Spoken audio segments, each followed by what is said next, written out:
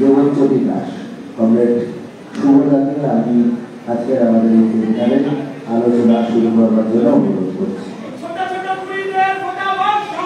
চলছে চলবে, চলছে চলবে,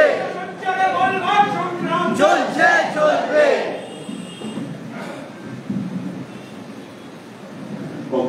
সভাপতিটা সভাপতি মন্ডলী, প্রিয় সভাপতি মন্ডলী কংগ্রেসরা, এখানে উপস্থিত চারটি বাম ছাত্র সংগঠনের নেতৃত্বরা এবং উপস্থিত আমার নানান প্রিয় আপনারা, আমি প্রথমে আজকে এইরকম একটা হিস্টোরিক্যাল ইভেন্ট আমায় বলার সুযোগ করে দেওয়ার জন্য আমি আপনাদের কাছে চারটি সংগঠনের কাছে কৃতজ্ঞতা প্রকাশ করছি এবং আজকের এই দিনে আমি কংগ্রেস সুদীপ্তর অমলিন স্মৃতির প্রতি শ্রদ্ধা জ্ঞাপন করছি এবং সুদীপ্তর পরিবারের তার দিদি জামাইবাবু এরা আছেন এবং সুদীপ্তর বৃহত্তর পরিবার আপনাদের সকলের প্রতি আন্তরিক সমবেদনা জানাচ্ছি। এখানে বিয়া আছে, পাশের ঘরে আমি দেখলাম যে এসএফআই এই রাজ্যের প্রাক্তন সংগঠক কংগ্রেস স্বাধীন সেনগুপ্ত, কংগ্রেস সৌমরিক ব্রদর দুজনও আছেন। আমি আমার কথা শুরু করবার আগে দুদিনকে কথা বলতে চাই। স্বীকার্য বলে একটা বিষয় হয় না, পস্টুলেটস, আমি তিনটে স্বীকার্য বলতে চাই। প্রথম কথা হচ্ছে, এটা ব্যক্তিগতভাবে আমার গ্রহণ করা শিক্ষা, কখনো কোন সময় কোন জীবিত মানুষের নাম ধরে লাল সালাম অকারণে ব্যবহার করবেন না। শব্দটা গুরুত্ব, ওয়েটেজটা অনেক বেশি। কারণ আমি আপনাদের এখানে আজকে একটা আগমনীয় ভাষণ দিয়ে যাওয়ার পর যদি সন্ধ্যাবেলা পা পিছলায়, আপনি সেই লাল সালামটা ফেরত নিতে পারবেন না, রিটার্নেবল নয় ব্যাপারটা। সেই লাল সালাম স্লোগান যখন তখন ব্যবহার করবেন না। লাল সালাম স্লোগান তৈরি হয়েছিল সুদীপ্তদের জন্য। আমাদের স্বাভাবিক দর্শনে, অন্তত আমার ব্যক্তিগত দর্শনে আমি মনে করি প্রত্যেকটা মানুষের জীবন মধ্যমেধার জীবন নয়, কিন্তু প্রত্যেকটা মানুষের মৃত্যু বা ভয়ঙ্কর মেধার নয়। মেধার সুদীপ্তদের যে পথ চলা, সুদীপ্তদের যে দেখানো পথ, আমি আশা করব এই ফলের মধ্যে উপস্থিত সকলে আমার এই অনুরোধকে গ্রহণ করে পরবর্তীতে এই বিষয়ে সতর্ক থাকবেন। আমার দ্বিতীয় কথা, আজকে আপনাদের যে বিষয়বস্তু, এই বিষয়বস্তুর জন্য আমি এগুলি বক্তা খুব খোলাখুলি করা। কারণ যখন শেষের কবিতা মানুষ যখন প্রথমবার পড়ে, এই মাধ্যমিক পাশ করার পর বা হায়ার সেকেন্ডারি পাশ করবার পর শেষের কবিতা পড়বার পর একটা 11-এ পড়ে ছেলে বা মেয়ে, তার কাছে শেষের কবিতার মানে না। হঠাৎ করে আপনি মাস্টার্সের পরে শেষের কবিতা পড়তে বসলেন, প্রত্যেকটা লাইনের মানে না।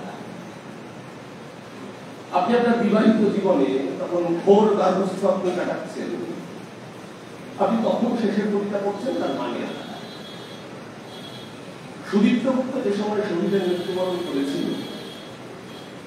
সে সময় ছাত্র সংসদ নির্বাচন, ছাত্র রাজনীতি, তার যে এসেন্স ছাত্রদের মধ্যে প্রতিফলিত হতো, সেই এসেন্স আজকে আমি চাই, আপনি চান বা না চান, তা বলতেছে।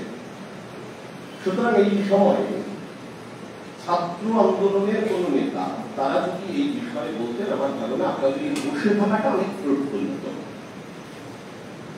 তো ওদেরও একটা বাধ্যবাধকতা আছে, ওরা মানে কাউকে পায়নি। এবার অগত্যা মধুসূদন চলে আসতে। আমার 3 নম্বর স্বীকার্য এবং শেষ স্বীকার্য হচ্ছে, এতক্ষণ ধরে আপনারা মিছিল করে বসে রয়েছেন, একজনেরও দায় নেই আমি কি বলবো তার পুরোটা শোনা। আমার অনুরোধ হচ্ছে, পক্ষ ত্যাগ করতে হলে একটু নিঃশব্দে করবেন, কারণ আমি চিরকালই একটু উশৃঙ্খল প্রকৃতির। আমি আজকে বলবো, আজ থেকে 7 দিন আগে জানবো কি বলবো, আমি আস্তে আস্তে মোটর সাইকেলে ঠিক করেছি। সুতরাং আমাকে ভেবে দেখতে হবে। এখানে বসে থাকতে হবে বিরক্তির সাথে, এতক্ষণ বসে থেকে যা গরম আমি বলছি প্রয়োজনীয়তা নেই। এটা একটা দর্শন। আমি অনেককে দেখেছি যে কোনো একটা জায়গায়, যে কোনো জায়গায়, মানে ধরো রবীন্দ্র নজরুল সন্ধ্যা, সেখানে একটা সেমিনারে বক্তব্য একবার প্রশ্ন এলে প্রথমে জিজ্ঞেস করে কত লোক থাকবে। আমি মানে ধারাটারই বিরুদ্ধ ধারার লোক। আজ থেকে বহু বছর আগে বাংলাদেশের সরকার একজন কবিকে, একজন সাধককে 5 লক্ষ টাকার পুরস্কার ঘোষণা করেছিল। এবার তাকে যখন জানানো হয় আপনাকে 5 লক্ষ টাকা দেওয়া হবে, যে সাংবাদিক জানাতে গিয়েছিলেন মনে হলো পুলিশ এসেছেন বাড়িতে, তিনি উল্টো দিকে দৌড় দিয়েছেন। বলছে নাকি দৌড়চ্ছেন কেন? বলছে 5 লক্ষ টাকা দিয়ে করবো কি, 5 লাখ টাকা আমার রাখার জায়গা। এই ঘটনা প্রচারিত হওয়ার পর একজন সাংবাদিক তার কাছে গেছেন, কি জিজ্ঞেস করছেন এই যে আপনি টাকা নিলেন না, আপনি সম্মান নিলেন না, এই একটা গ্রামের একটা প্রান্তে বসে সেখানে কেউ যায় না, আপনি গান গিয়ে যান, কার জন্য গান? একটা অদ্ভুত দর্শন বলেছিলেন শাহ আব্দুল করিম। তা হচ্ছে আমার সামনে যদি একজনও বসে না থাকেন তাও গান গাইতে পারি, একজন বসে থাকলে তো পারি, একজন না থাকলেও পারি। কারণ আমি যে গান গাই সেটা আমার কাছে দর্শন। একজন যদি না থাকে আমি গান গাইতে গাইতে অপেক্ষা করবো আমার কথা শুনতে, কেউ না কেউ সেখানে আসবে। একদিন আসে না, 2 দিন আসে না, 3 দিনের দিন ঠিক আসে। সে যে আমার কথা শুনে যায় সেটা আবার বোঝা যায়।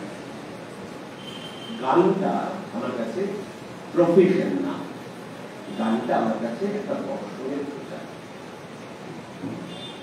এই ধারাকে আমরা যারা বিশ্বাস করি আমার কাছে নেসেসারি নাই, ঘরেটা প্রকৃতি থাকবে না। ফলে যদি একজন বসে থাকে আমার যা বলার আমি তার জন্য কোনো ভাবি। তাই নিশ্চিন্তে নির্ভয়ে যে কোনো কাজে তারা পক্ষ ত্যাগ করতে পারে। এবার আমি আসি আমার কথায়। সুদীপ্ত সংগ্রাম, ছাত্র সংগ্রাম, নির্বাচন, ছাত্র আন্দোলন, আপনারা এই বিষয়গুলো দেখি। আমি এতক্ষণ আপনাদের সামনে পস্তুলেট বলে সময় নষ্ট করলাম, তার কারণ এই যে এখন আমরা দাঁড়িয়ে রয়েছি ঘড়ির কাঁটায়, ইন্ডিয়ান স্ট্যান্ডার্ড টাইমে ঠিক 4:07 সবাই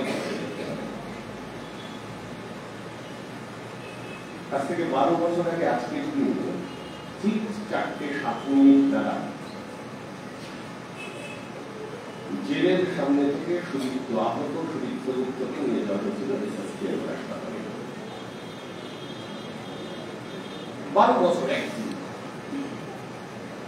এজন্য আমি উল্লেখ করলাম যে আমি সেমিনার বলবার জন্য এবল নই, তার কারণ সেদিন যারা জন্মেছিল 2রা এপ্রিল 2013 যারা জন্মেছিল সময়ের নিয়মে আজকে তাকে আপনারা এসএফআই-এর সদস্য করতে পারেন।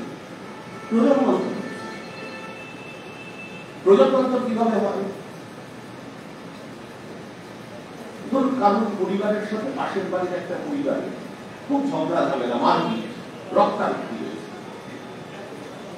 দেখবেন 2 পরিবারে তার পরের 2 প্রজন্ম, পরের 2 জন সন্তান তারাও সুযোগ খুঁজে কখন ওকে পাবে একটু দিয়ে। কারণ হচ্ছে সে কিন্তু সেই ঘটনার আই উইটনেস নয়, সে কিন্তু ঘটনা পরম্পরা দেখেনি, জানে না, কিন্তু সে হিস্টোরিক্যালি ওই ঘটনাটার যে দেশ সেটা ক্যারি করে আসছে। আমরা বহু হিস্টোরিক্যালি ঘটনা ক্যারি করি। আজকে টপিকে 2-4 কথা খুব বেশিক্ষণ আপনাদের জানাবো না, বলবার আগে আমি সেদিনের সে সময়ের পরিপ্রেক্ষিতের কথা বলি। ঘটনাটা হচ্ছে তখন বাম ছাত্র আন্দোলন মানে সরকারের একটা চিন্তার বিষয় ছিল, তার অনেকগুলো কারণ ছিল, সেই প্রত্যেকটা ডাইমেনশন আমি আপনাদের সামনে বলছিলাম। তখন এসএফআই-এর সেক্রেটারি আমি, মধুজা প্রেসিডেন্ট, এআইএসএফ এর সেক্রেটারি পার্থ মুখার্জি, অ্যাডভোকেট আপনারা চেনেন অনেকেই, সভাপতি সম্ভবত ধৃতিমান উল্লাহ, ছাত্র ব্লকের অল ইন্ডিয়া স্টুডেন্ট ব্লকের সেক্রেটারি বাবাই মানে সৌমদীপ কোচবিহারের প্রেসিডেন্ট বিশ্বজিৎ বাইজি বারাসাত, আর পিএসইউর সেক্রেটারি রাজীব দা, প্রেসিডেন্ট মৃন্ময় সম্ভব, হ্যাঁ মৃন্ময়। আমাদের কাছে তখন ছাত্র সংসদ নির্বাচনটা ছিল একটা চ্যালেঞ্জ। কারণ ছাত্র সংসদ নির্বাচন মানে কে ছাত্র সংসদের কালচারাল সেক্রেটারি হবে, জেনারেল সেক্রেটারি হবে, একটা আমাদের কাছে ইস্যু ছিল 2011 সালের পরবর্তীতে সরকার পরিবর্তনের পর কলেজে কলেজে ছাত্র রাজনীতির যে বেসিক ধারণা, ব্যাটল অফ আইডিয়াস, সেই আদর্শের সাথে আদর্শের যুদ্ধ, তর্ক হোক, তার্কিক দ্বন্দ্বের আদর্শঘর বাংলার মাটিতে প্রত্যেকটা কলেজে ছাত্রছাত্রীরা ডিবেট করুক, ডিবেট করার পরবর্তীতে তারা বেছে নিক তাদের ছাত্র সংসদ কারা চালাবে। ছাত্র সংসদ নির্বাচন তো কোনো প্রতীকের ভিত্তিতে হয় না, এই চিহ্নে ছাত্রীর নামের ভিত্তিতে হয়। ছাত্র সংসদ নির্বাচনে আপনারা যারা প্রতিদ্বন্দ্বিতা করার, এইখানে ঘরে কেউই মনে হয় আমার ধারণা ছাত্র সংসদ নির্বাচনে প্রতিদ্বন্দ্বিতা করবার প্রেসিডেন্সি যাদবপুর বাদ দিয়ে 7 নেই, 7 পাননি, এটা আপনাদের দোষ না। এই অপদার্থতা আমাদের রাজ্যের সরকার। এবার ছাত্র সংসদ নির্বাচনে ওদের অফেন্সিভ রোল শুরু হলো, আমাদের ডিফেন্সিভ রোল শুরু হলো। আমরা আমাদের ডিফেন্সটা অদ্ভুত ভাবে সাজিয়েছিলাম, একদম ট্যাকটিক্যাল ডিফেন্স সাজানো ছিল। অকারণে কিছু ছেলে মেয়েকে সেদিনের এনার্জেটিক রোল মডেলদের বোমা বন্দুকের সামনে দাঁড় করানোর ইচ্ছা বা আগ্রহ সংগঠন হিসেবে আমাদের কোনোটাই ছিল না। আমরা দুটো ভাগে ভাগ করে নিয়েছিলাম, একটা হচ্ছে ওয়ার্স্ট রিজিয়ন, একটা হচ্ছে আমাদের জন্য বেস্ট রিজিয়ন। আমরা ঠিক করেছিলাম বেস্ট রিজিয়নে আমরা প্রয়োজনে অফেন্স দিয়ে শুরু করবো, তারপর ডিফেন্স করতে হলে করতে হবে। এমন ভাবে চলতে চলতে 12 ফেব্রুয়ারি 2013 হরিমোহন ঘোষ কলেজের ছাত্র সংসদ নির্বাচন, ওই একদল এনার্জেটিক রোল মডেল চৌকাট পেরোনোর সুযোগ হয়নি কখনো। কলেজ, বিশ্ববিদ্যালয়, কলেজ দখল করতে এলে যা হয়, গুলি চললো একজন পুলিশ কর্মী Tapas Chowdhury, assistant sub inspector of police, Kolkata পুলিশের, তিনি মারা গেলেন। 13 ফেব্রুয়ারি আমাদের রাজ্যের সরকার ঘোষণা করল যে ছাত্র সংসদ নির্বাচন আর হবে না, বন্ধ। খুব ভুল না করলে 21 ফেব্রুয়ারি 2013 আন্তর্জাতিক মাতৃভাষা দিবস পালন করবার পর এসএফআই এর রাজ্য সম্পাদক মণ্ডলীর মিটিং সংগঠিত। 24 ফেব্রুয়ারি রাজ্য কমিটির মিটিং থেকে আমরা ঘোষণা করলাম যে উচ্চ মাধ্যমিক পরীক্ষার কারণে, তখন উচ্চ মাধ্যমিক একটু দেরি ছিল, আজকের মতো এত তাড়াতাড়ি এত কাছাকাছি বছরের শুরুর সাথে হতো না। উচ্চ মাধ্যমিক পরীক্ষার কারণে আমরা এই সময়ের মধ্যে একটা ইন্টেনসিভ ক্যাম্পেইনিং প্রসিডিউর, যেটা গোটা রাজ্য জুড়ে এক্সিকিউট করব, আর তার পাশাপাশি এই সিচুয়েশনকে বিবেচনা করে বিভিন্ন জায়গায় আমরা আরো কি নতুন করতে পারি সেটা ভাবব। মার্চ মাসের 2 তারিখ সম্ভবত 4টে বামপন্থী ছাত্র সংগঠনের মিটিং হলো। মিটিংয়ে আমরা ঠিক করলাম 23 মার্চ যাদবপুর বিশ্ববিদ্যালয় ক্যাম্পাসে ওপেন কনভেনশন, মুক্ত কনভেনশন অনুষ্ঠিত হবে। নন্দিনী সম্ভবত বক্তা ছিলেন সেই কনভেনশনে, আর কনভেনশনের উদ্বোধন করেছিলেন, আমরা খুব ব্যক্তিগতভাবে আমি কলেজে পড়ার থেকে যার সান্নিধ্যে বেশ খানিকটা বড় হয়েছি, ডক্টর আনন্দদেব মুখোপাধ্যায় উপাচার্য ছিলেন, বিখ্যাত সমুদ্র বিজ্ঞানী। ডক্টর আনন্দদেব মুখোপাধ্যায় উদ্বোধন করেছিলেন যাদবপুর বিশ্ববিদ্যালয় ক্যাম্পাসে সেই মুক্ত কনভেনশন। সেই কনভেনশনের পরবর্তীতে 2রা এপ্রিল আইন অমান্য আন্দোলন করা হবে বলে ঠিক করা হলো। 2রা এপ্রিল আইন অমান্য আন্দোলনের আগে আরেকটা ঘটনা ঘটে গেল, যে ঘটনাটা ডিফেন্ড করবার মতো পরিস্থিতিতে রাজ্যের সরকার ছিল না। 31 মার্চ 2013 রাজ্যের প্রথম প্রাথমিক শিক্ষক নিয়োগের পরীক্ষা হয়েছিল। সে পরীক্ষা এমন ভজঘট পরীক্ষা, মেদিনীপুরের লোকের সিট করেছিল আমাদের স্বরূপনগরে বাংলাদেশ বর্ডারে, মানে যে স্কুলে পৌঁছতে গেলে আপনাকে ভোটার আই কার্ড জমা দিয়ে তারপর পরীক্ষা দিতে যেতে হবে। এবং ন্যাচারালি কোন পরীক্ষা দেওয়ার সময় মানুষ একটা আইডেন্টিটি কার্ড বা কি বলেন না অ্যাডমিট কার্ড সাথে আনে, ভোটার আই কার্ড লিখে নিয়ে আসে। প্রচুর ছেলে মেয়ে পরীক্ষা দিতে পারলো না এই ধরনের হ্যাজার্ডসের কারণে। বারুইপুর স্টেশনে ট্রেন থেকে পড়ে একটি মেয়ে ভয়ঙ্কর ভাবে আহত হল, তার পরবর্তীতে মারা হল। গোটা রাজ্যে রবিবার দিন পরীক্ষা, ট্রেন নেই, বাস নেই। শিয়ালদা মেইন লাইনে প্রায় 116 জোড়া ট্রেন ক্যান্সেল। অন্যান্য লাইনগুলোর তথ্যগত অবস্থা, বাস সেদিন বেরোচ্ছে না। কেন বেরোচ্ছে না অজানা কারণে আমরা জানি না। একটা খিচুড়ি টাকিয়ে গেল সেদিনে সেটা নিয়ে, যেটা সেদিন বিকেলবেলা রাজ্যের শিক্ষামন্ত্রী, যাকে ডিফেন্ড করা উচিত ছিল, 31শে মার্চ 2013 রাজ্যের শিক্ষামন্ত্রী ডিফেন্ড করতে পারলেন না। 2রা এপ্রিল 2013 শুরুটা হয়েছিল ঠিকভাবে। শুরুর আগে কলেজ স্ট্রিটে সমাবেশ, তারপর সেখান থেকে আইন অমান্যের জন্য যাত্রা। এই যে ডিফেন্ড করতে পারল না রাজ্যের সরকার এবং এক্সটেন্সিভ ক্যাম্পেইন নিয়ে রাজ্যের ছাত্র ফেডারেশন সহ বিভিন্ন বাম ছাত্র সংগঠনগুলি নামল, রাজ্যের বিভিন্ন ক্ষেত্রের ভূমি যারা মানুষ তাদের সমর্থন পেল। এই টেনশনটা ধরে রাখতে না পেরে অকারণে 2রা এপ্রিলের শান্তিপূর্ণ আইন অমান্যের উপর লাঠিচার্জ শুরু হল। 2, একটি আইন অমান্যের জন্য যে স্বাভাবিক প্রস্তুতি প্রশাসনের থাকা দরকার, প্রায় 1600 ছেলে মেয়ে একটা জায়গায় হ্রাস করছে, তার জন্য যে পরিমাণ বাস থাকা দরকার তাদের অ্যারেস্ট করবার জন্য, সে ধরনের বাস বা ভেহিকেলের ব্যবস্থা সেদিন ছিল না। এখনো বিভিন্ন ক্যাপশনে দেখতে পাবেন তৎকালীন কলকাতা পুলিশের একজন অফিসার কিন্তু ওয়াকিটকিতে চিৎকার করছেন যে আমার কাছে ভেহিকেল নেই, তুলবো কিভাবে। তার মধ্যে লাঠি চার্জ, একাধিক ছেলে মেয়ের মাথা কাটলো, অঙ্গহানির মতো অবস্থা হলো একাধিক কমরেডের। সুদীপ্ত ভয়ানক ভাবে আহত হলো, লাঠিচার্জ। অপ্রয়োজনীয় ভাবে কোনো প্রয়োজন ছিল না। আমরা এসএসকেএমে গেলাম। এসএসকেএমে তৎকালীন এনার্জেটিক রোল মডেলরা আবার জমায়েত করলো। তার পরবর্তীতে সন্ধ্যেবেলা 6:30টার সময় ঘোষণা করা হলো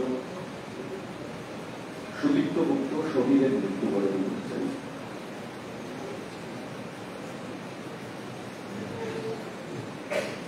তার পরবর্তীতে 2রা এপ্রিল 2013 রাজ্যের মাটিতে ইতিহাস। এসএফআই পশ্চিমবঙ্গ রাজ্য দপ্তর থেকে বেরিয়ে যখন সুদীপ্তকে নিয়ে মিছিল যাচ্ছে, তখন কলকাতা কর্পোরেশন সেদিন সন্ধ্যাবেলায় কোনো অজানা কারণে সবকটা স্ট্রিট লাইট বন্ধ করে রেখেছিল আচার্য জগদীশচন্দ্র বসু রোডের উপরে। আমরা জানি না কেন। তার পরবর্তীতে আমরা চাইলাম যে নেতাজি ইন্ডোর স্টেডিয়ামে সুদীপ্ত স্মরণ সভা পাওয়া হল না। যেদিন সুদীপ্তর এই অবস্থা, রাজ্যে আইপিএল এর উদ্বোধনে যুব ভারতী ক্রীড়াঙ্গনে সে বছর আইপিএল এর উদ্বোধনী অনুষ্ঠান হয়েছে, প্রথা ভেঙে ইডেন গার্ডেন্সে নয়। হিস্টোরিক্যালি কালচার অনেক কিছু হিস্ট্রিকে ক্যারি করে। আমি আপনাদের কাছে অনুরোধ করবো, আপনি জানি না মানে আপনারা শুনেছেন কিনা, অতীতের সুমন চট্টোপাধ্যায় আজকের কবির সুমন সেদিন রাত্রে লিখেছিলেন, সবুজ তুমি কাঁদছিলে একা একা, শ্মশানে হলো ছেলেটার সাথে দেখা, সুদীপ্ত ছিল তোমারই বয়সী ছেলে, চিনতে না থাকে শ্মশানেই দেখা পেলে। সমৃদ্ধি দেখো ক্রিকেট চললো তেলে, নায়িকারা সব নাচলেন ল্যাজ নেড়ে, রাজ্যের নেতা বসে থাকলেন ঠায়, আমরা এদেশে আমরা কলকাতায়। 9 এপ্রিল দিল্লিতে প্ল্যানিং কমিশনের অফিসের সামনে রাজ্যের অর্থমন্ত্রী অমিত মিত্র সহ একাধিক রাজ্যের মন্ত্রীরা যখন ছিলেন, সেখানে সেটাই বিক্ষোভ দেখানো। সেই বিক্ষোভের পর প্রশ্নের উত্তর না দিতে পেরে, যে কারণে কেলোদের কেলো চলছে একই কারণে, প্রশ্নের উত্তর না দিতে পেরে অকারণে একটা অস্থির পরিবেশ তৈরি করে বাংলার মাটিতে বামপন্থী রাজনৈতিক দল, বামপন্থী গণসংগঠনগুলি সহ প্রায় 2000 এরকম দপ্তর পুড়িয়ে দেওয়া হয়েছিল। লাইব্রেরি বাদ যায়নি, প্রেসিডেন্সি, বেকার ল্যাব যে ধ্বংসের স্বাদ পেয়েছিল সেদিন।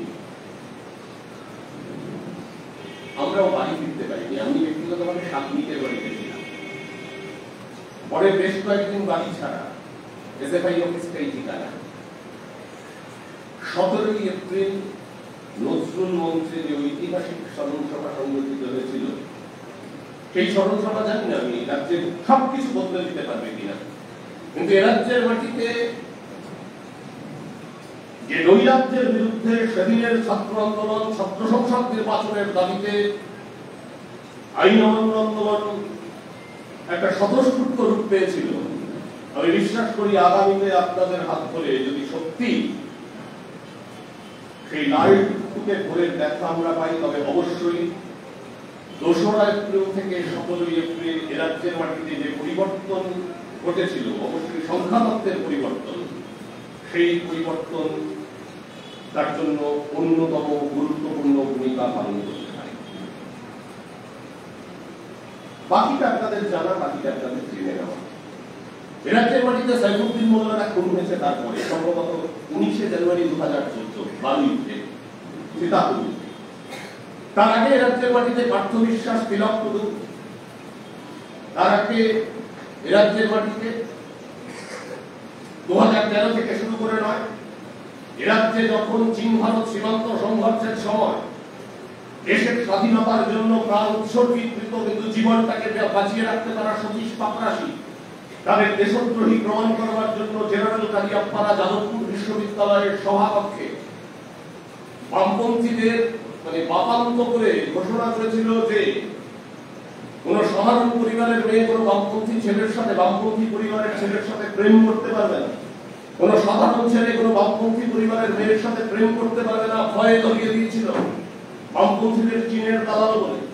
দেয়ালে দেয়ালে লেখা হয়েছিল চীনের হচ্ছে হাতুড়ি কাস্তে, পাকিস্তানের তারা, এরপরে ওটি বুঝতে হবে দেশের শত্রু তারা, দেবতা যাদের মাউসের মুখ, স্বর্গ যাদের চায় না, তারা আবার চাইছে ভোট মরি থেকে পায় না।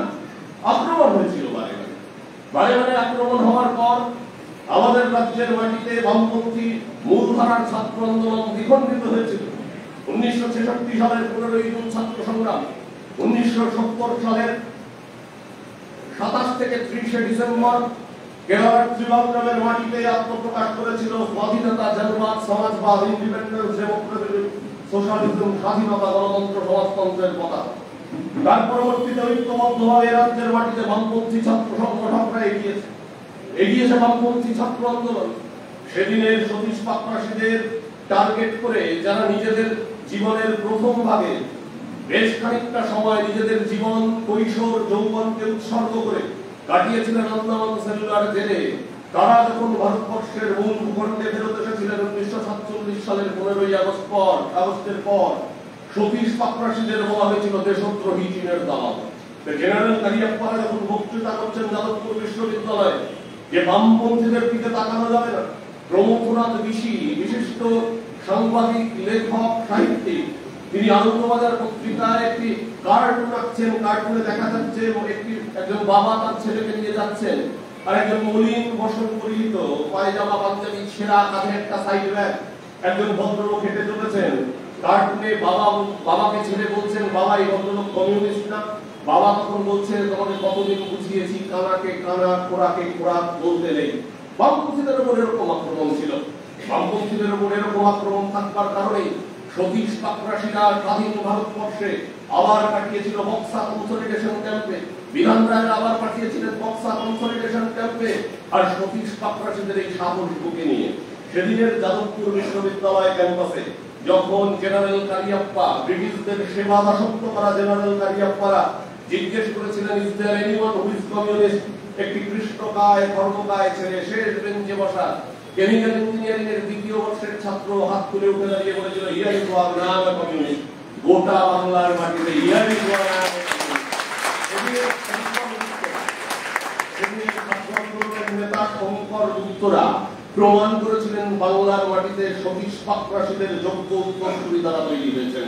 সতীশ পাকরাশি, গণেশ ঘোষ থেকে অম্বিকা চক্রবর্তী, সতীশ পাকরাশিদের একসাথে পথ চলা সুবোধ রায়রা যখন বাংলার মাটিতে বারে বারে ভারতবর্ষের স্বাধীন ভারতবর্ষের জনগণের স্বার্থে লাল ঝান্ডার কথা বলেছেন, মার্ক্সবাদ লেনিনবাদের চর্চা করেছেন, ঠিক তার পরবর্তীতে বাংলার মাটিতে বারে বারে পাড়ায় পাড়ায় শহীদ বেদি উপহার দিয়েছিল ওরা।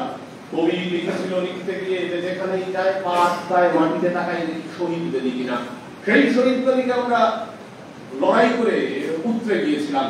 লড়াই করে উতরে যাওয়ার আগে ওরা দেওয়ালে লিখেছিল 1977 সালের নির্বাচনের আগে, জ্যোতির জ্যোতি বিলীন প্রায়, ঘরে নাই কাল নাই, রোজ শুধু কেঁদে বেড়ায়, রাধিকা বলে কি হবে উপায়।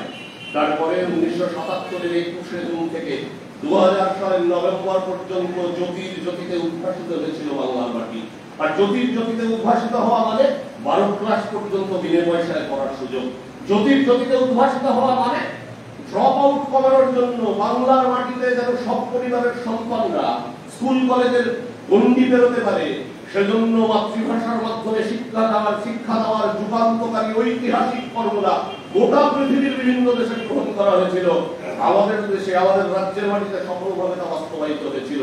জ্যোতির জ্যোতি দীর্ঘদিন ছিল, কিন্তু রাজ্যের মাটিতে বাম ছাত্র আন্দোলন, যে ছাত্র আন্দোলন একদিন জন্ম নিয়েছিল হেনরি লুই ভিভিয়েন বিরোধীর হাত ধরে, সেদিনের হিন্দু কলেজ আজকের প্রেসিডেন্সি কলেজের ক্যাম্পাস থেকে সালটা 1824-25 তাদের লেখা পত্রিকা ব্যান্ড করে দেওয়া হয়েছিল। তাদের লেখা পত্রিকাকে ব্যান্ড করে ঘোষণা করা হয়েছিল রাজদ্রোহ প্রচারের ঘাঁটি।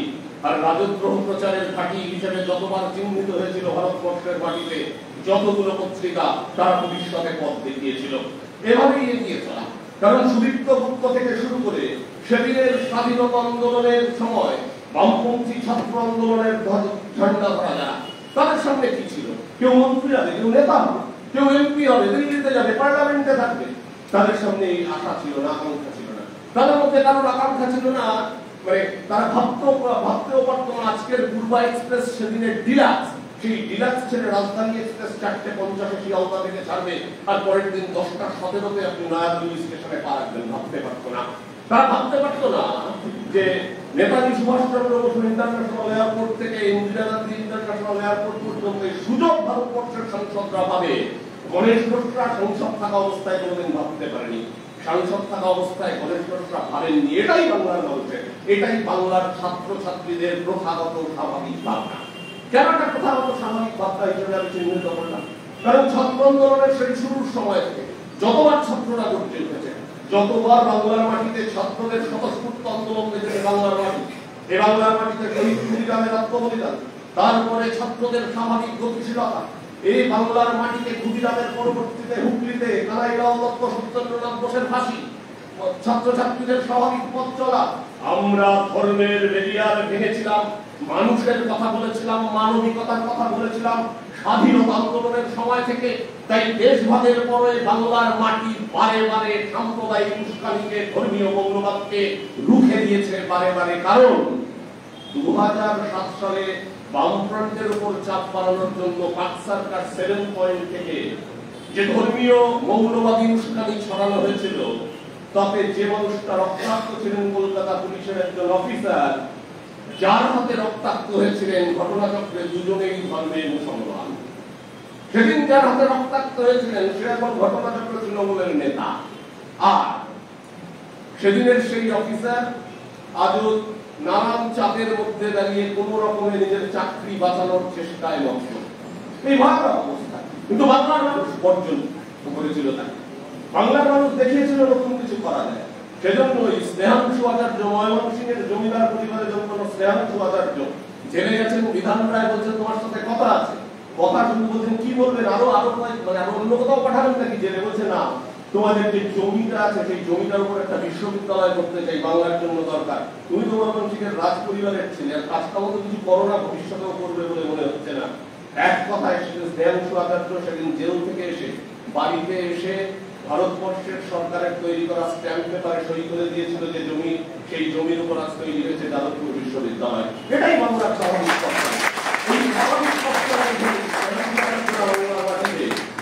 স্বতঃস্ফূর্ততা, মানে সাধারণ গতিশীলতা স্বতঃস্ফূর্ততার মধ্যে আছেন। তার পরবর্তীতে বাংলার ইতিহাস কত ইন্দ্রিজ ইতিহাস। এই ছাত্র আন্দোলনের যারা নেতারা বসে আছেন তারা চলমান বিজ্ঞাপন। মনে রাখবেন যে বিজ্ঞাপন হয়তো সবাই শিয়ালদার রাস্তায় পুজোর সময় বিজ্ঞাপনের ছবি হিসেবে খাটানো থাকবে না। আমি এদের শুরু বলছি না, আপনারাও চলমান বিজ্ঞাপন। এই মঞ্চের উপর যারা বসে আছে তারা আপনি কলকাতার রাস্তায় পুজোর সময় এলে বিজ্ঞাপনের মতো দেখতে পাবেন, কিন্তু আপনার পাড়ায়, আপনার এলাকায়, আপনার মহল্লায় আপনি চলমান বিজ্ঞাপন। বিজ্ঞাপনের জন্য এই বিজ্ঞাপনের হওয়ার যে গৌরব, সেই গৌরবকে আমাদের রক্ষা করতে হয়। যে কোনো মূল্যে সেই গৌরবকে রক্ষা করতে হয়। নিজেদের ভালোবাসা, নিজেদের অনেক চাহিদা, নিজেদের অনেক মানে একটু লাক্সারি, অনেক কিছু বিসর্জন দিতে হয় আমরা জানি। সেই বিসর্জন দিয়ে এখানে আপনারা যারা আছেন আমরা সবাই একসাথে দাঁড়িয়ে রয়েছি এখনো শীত দ্বারা টান টান করে যুদ্ধে জেতার জন্য। এ রাজ্যের মাটিতে যখন বারে বারে আক্রমণ হয়েছে স্বাধীনতা আন্দোলনের আগে, স্বাধীনতা আন্দোলনের আগের ইতিহাসটা মাস্টার দাস সেনের ইতিহাস, স্বাধীনতা আন্দোলনের আগের ইতিহাসটা রাজ্যের মাটিতে ক্ষুদিরাম বোস পরবর্তীতে এমন একটা ইতিহাস যে ইতিহাসের থেকে ধার করে আমাদের দেশে একটা ব্লকবাস্টার ফিল্মের ডায়লগ তৈরি হয়েছিল। আপনারা জানেন না, আপনাদের জানার কথা হলো 1975 সালে 15ই আগস্ট ভারতবর্ষের মাটিতে একটি ব্লকবাস্টার ফিল্ম রিলিজ করেছিল। ফিল্মের নাম শোলে। পরিচালক ছিলেন রমেশ সিপ্পি। এবার রমেশ সিপ্পি গব্বর চরিত্রটাকে বানাচ্ছেন সিনেমা তৈরি করবার সময়। এবার গব্বর চরিত্রকে যখন বানাচ্ছেন তিনি ভয় পাওয়ানোর চেষ্টা করছেন যে নামে যেন ভয় পায় পাবলিক। যিনি হলে বসে সিনেমাটা দেখছেন তার যেন গায়ে কাটা দেয় গব্বর সিং সম্পর্কে, এটা গব্বর সিং হাই হুই করবে, সব দিয়ে হবে না। এটা মানে পেরিফেরাল ব্যালেন্স তৈরি করতে হবে যাতে মনে হবে গব্বর সিং ভয় পাওয়ার মতো। রমেশ সিপ্পি ভারতবর্ষের ইতিহাস কাটতে কাটতে হঠাৎ করে মেদিনীপুরে গিয়ে থমকে গেলেন। দেখলেন মেদিনীপুরের ইতিহাস 1930 থেকে 33, যে সমস্ত ব্রিটিশ ছাওয়ালরা তাদের সন্তান সন্ততি পরিবার নিয়ে থাকতো, তাদের মায়েরা, সেই মেম মায়েরা তাদের সন্তানদের যখন ঘুম পাড়াতো, ঘুমতো না, সন্তানদের বলতো যে baby sleep on and otherwise another April will come. April মাসটা ওরা ভয়ঙ্কর ভাবে, কারণ 1930 এর এপ্রিল মানে চট্টগ্রাম অস্ত্রাগার লঙ্ঘন। 1930 এর এপ্রিল মানে সেদিনের সূর্য সেন, সেদিনের তারকেশ্বর দস্তিদার, সেদিনের প্রীতিলতা ওয়াস্তেদার থেকে কল্পনা দত্তরা, সেদিনের গণেশ দত্তরা, সেদিনের অম্বিকা রায়রা, সেদিনের আনন্দ সিং সুভদ্রায়, অম্বিকা চক্রবর্তী, আনন্দ সিং সুভদ্রায়। তারপরে দিনে গিয়েছে, ক্ষণে গিয়েছে বাম ছাত্র আন্দোলনের কর্মীরা 33 সাল, তখন সত্য এই ছাত্র আন্দোলন, সংগঠিত ছাত্র আন্দোলনের আবহাওয়া তৈরি হচ্ছে। একজন ছাত্র বর্ধমানে কাগজ কলের শ্রমিকদের আন্দোলনের নেতৃত্ব দিতে গিয়ে খুন হয়ে যাচ্ছে। তার পরবর্তীতে 1936 নিখিল ভারত ছাত্র ফেডারেশন তৈরি হচ্ছে। তারপরে 1938 ছাত্র ফেডারেশন কিভাবে করতে হচ্ছে, কলকাতা বিশ্ববিদ্যালয় ক্যাম্পাসের ক্যান্টিনে স্কটিশ কলেজের একজন ছাত্র তিনি টিফিন করতে এসেছেন। রেডিওতে ধারাভাষ্য হচ্ছে, রেডিওতে বলছে যে চীনের হ্যাংকাও শহরের উপর জাপানের বোমারু বিমান বোমা বর্ষণ করছে। সেই ছাত্র নাম তার সুভাষ মুখার্জি লিখে ফেললেন কলকাতা বিশ্ববিদ্যালয়ের ক্যান্টিনে বসে, সুভাষ মুখোপাধ্যায় বসন্ত আপনারা করেছেন হয়তো, সুভাষ মুখোপাধ্যায় লিখলেন জাত পুষ্পকে ধরে ফুলঝুরি জলে হ্যাংকাও, কমরেডরা বজ্র কঠিন বন্ধু বাঁচাও, লাল নিশানের নিচে উল্লাসী মুক্তির ডাক, রাইফেল আর শত্রুবাদের সম্মান পাক। 1938 এই ঘটনা ঘটছে। তারপর দ্বিতীয় বিশ্বযুদ্ধের দাবামা, এই দ্বিতীয় বিশ্বযুদ্ধের দাবামার মধ্যে নিখিল ভারত ছাত্র ফেডারেশনের চট্টগ্রাম সম্মেলন, চট্টগ্রামে সর্বভারতীয় সম্মেলন অনুষ্ঠিত হবে। প্রচার উপসমিতির দায়িত্বে, প্রচার উপসমিতির আহ্বায়ক, মানে পুরো অভ্যর্থনা সমিতি কমিটি না, প্রচার উপসমিতি, সেই সাব কমিটির আহ্বায়ক কনভেনর হচ্ছেন তরুণ ছাত্র নেতা সুকান্ত ভট্টাচার্য। সুকান্ত ভট্টাচার্য অ্যানাউন্সিং পোস্টারের জন্য লিখলেন একটি কবিতার কয়েকটা লাইন, তার পরবর্তীতে তা কবিতার রূপ পেল। 1943 নিখিল ভারত ছাত্র ফেডারেশনের চট্টগ্রাম সম্মেলন, কবি সুকান্ত ভট্টাচার্য পোস্টারে ব্যবহারের জন্য লিখলেন চট্টগ্রাম বীর চট্টগ্রাম, তুমি যাও শহীদের স্বাদ, যে স্বাদ জেনেছে স্টালিনগ্রাদ, তোমার প্রতিজ্ঞা স্রোতে ভেসে যাবে লোহার গড়া দেওয়ার নিশ্চিত বিশ্বাস, তোমার প্রতিজ্ঞাটাই আমার প্রতিজ্ঞা চট্টগ্রাম, তোমার হৃদয়ে আমারই লাল স্বাক্ষর দিলাম। ছাত্র আন্দোলনে এগোতে থাকলো। 1945 21 নভেম্বর শহীদ হলেন রামেশ্বর ব্যানার্জি কলেজ থেকে, আর তার পরবর্তীতে সম্ভবত 1947 সালের 21 জানুয়ারি আজাদ হিন্দ বাহিনীর বন্দীদের মুক্তির দাবিতে লড়াই করতে গিয়ে ছাত্র ফেডারেশনের কর্মী হিসেবে, ছাত্র ফেডারেশনের কর্মী হিসেবে আত্মপ্রকাশ করে কলেজ স্ট্রিটে লাশ হয়ে গেল ধীররঞ্জন শেখ আর সুখেন্দু বিকাশ নাথ। এই সেই কলেজ স্ট্রিট, এই সেই কলকাতা, এই সেই বাংলার ছাত্র আন্দোলনের পীঠস্থান কলকাতা। কারণ এই কলকাতায় শহীদ গুপ্ত সহ তার যে মানে পূর্বসূরীরা যারা শহীদের মৃত্যুবরণ করেছেন, নিজেদের আদর্শকে বাঁচিয়ে রাখতে গিয়ে মাথায় রাখতেন, যদি মরবার 10 মিনিট আগে সারেন্ডার করে দিত যে আমি আর এসবের মধ্যে নিয়ে একজনও মরতো না, মরবার কোনো কারণ ছিল না। তাদের মরবার কারণ ছিল তারা যে মতাদর্শটাকে ক্যারি করছেন তা, এছাড়া মরবার কোনো কারণ নেই। কেউ কারোর বাড়ি থেকে চুরি করেনি, কেউ কারোর থেকে কাটমানি খায়নি, কেউ কাউকে পয়সা দিয়ে চাকরি দেবে বলে চাকরি দিতে পারেনি, এরকম ঘটনা ঘটেনি। শুধুমাত্র আইডিওলজি ক্যারি করতে জন্য তারা শহীদের মৃত্যুবরণ করলো। তারা যে মাটিতে দাঁড়িয়ে শহীদের মৃত্যুবরণ করলো, সেই মাটিটা কেমন? সেই মাটিটা আমাকে আপনাকে ছোটবেলায় শিখিয়েছে যে ইকির মিকির চামচিকির চালের কাটা মজুমদার, খেয়ে এলো দামোদর, দামোদরের হাতি কুড়ি, দুয়ারে বসে চাল কুড়ি, চাল কুড়তে হলো বেলা, ভাত খেয়ে নাও দুপুর বেলা, ভাতে পড়লো মাছি, কোদাল নিয়ে চাষি, কোদাল হলো কোথা এক খেয়ালের মাথা। এটা কি কোনো বাচ্চাদের রাইমস, কবিতা, ছড়া না, এটা বাংলার আর্থসামাজিক অবস্থা, একটি বাচ্চাকে শেখানো হচ্ছে। ইকির কথাটা নয়, কথাটা ইকরি মিকরি চামচিকি। ইকির কিভাবে হলো? আমি যদিও সাহিত্যের ছাত্র নই, শেষবার সাহিত্য সম্পর্কে পরীক্ষা দিয়েছিলাম আজ থেকে প্রায় 23 বছর আগে, আমি যখন উচ্চ মাধ্যমিক পরীক্ষা 2001 সালে। তখন আমরা করেছিলাম ওই ব্যাকরণে, বাংলা ব্যাকরণে, যে অভিমুক্তির অভিস্কৃতি। ইকির মিকির চামচিকি, কথাটা ইকরি, ইকরি থেকে ইকির, মিকরি থেকে মিকির, আর চিকরি থেকে চিকরি। ইকির মানে কি? ইকির মানে আমি আমার পরিবারের জন্য শ্রম দান করবো, কিছু টাকা পয়সা তুলে আনবো, তার নাম হচ্ছে ইকি। মিকির মানে কি? মানে মিকরি। মিকরি মানে হচ্ছে যে পয়সা রোজগার করলাম তাতে হচ্ছে না, আমার পরিবারটা চলছে না, আরো কিছু পয়সা, অতিরিক্ত পয়সা আমার রোজগার করতে হবে। চাম কথার অর্থ কি? চাম কথার অর্থ যে অঞ্চলের মধ্যে আমি আমার ব্যবসা করে রোজগার করবো, সেই জায়গাটা হচ্ছে চাম, তার নাম। আর চিকরি মানে ওখানে ঘুরে ঘুরে অতিরিক্ত কিছু পয়সা রোজগার করলাম, তার নাম হচ্ছে ইকির মিকির চামচিকি। মানে ইকির মিকির চামচিকি মানে আমি রোজগার করছি, যা রোজগার করছি তাতে হচ্ছে না, এই রোজগার করছি না হওয়ার কারণে আমাকে অতিরিক্ত রোজগার করতে হচ্ছে, অতিরিক্ত রোজগার করবার কারণে আমাকে অন্য একটা জায়গায় যেতে হচ্ছে, সেখান থেকে আমায় রোজগার করতে হচ্ছে। এও কি ঠিক ছিল? এবার তারপরে এলো চামের কাটা মজুমদার। এই যে চাম থেকে আমি যা সংগ্রহ করে আনলাম অতিরিক্ত আমার সংসার চালানোর জন্য, সেই চাম থেকে সেটা নিয়ে আসতে চাঁদের কাটা হয়ে দাঁড়ালো মজুমদার। মজুমদার তাদের বলা হয়, মজুমদার হচ্ছে যারা সে সময় ট্যাক্স কালেক্টর ছিল, তাদের পদবি মূলত ছিল মজুমদার, ট্যাক্স কালেক্টর। এই ট্যাক্স কালেক্টররা চলে এলো যে আমায় ট্যাক্স দিতে হবে। খেয়ে এলো দামোদর, দামোদর কাটা। দামোদর হচ্ছে ওই পরে দালাল, যারা অল্প পয়সায় কৃষককে, খুব অল্প পয়সা দিয়ে ফসল কিনে কৃষককে ঠকিয়ে বাইরে কালোবাজারি করে বেশি দামে বিক্রি করে।